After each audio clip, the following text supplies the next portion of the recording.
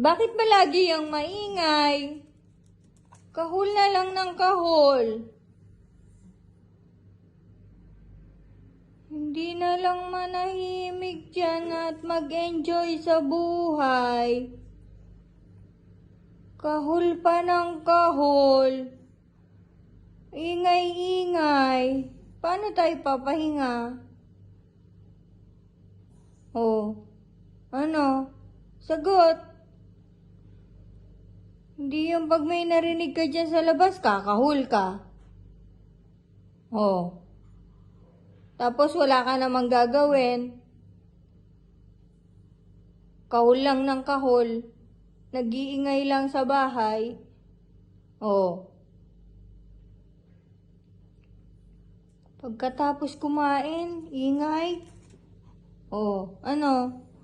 Ano masasabi mo? Sagot! Sabi ko sa'yo, huwag maingay eh. Ang laki-laki mo na eh. Kailangan lagi ka pang pagsasabihan. Oh, sagot. Pag napapagalitan ka, tahimik ka eh. Oh. Dapat ikaw magtuturo kay Chacharo eh. Ano, Sugar oh? Sagot.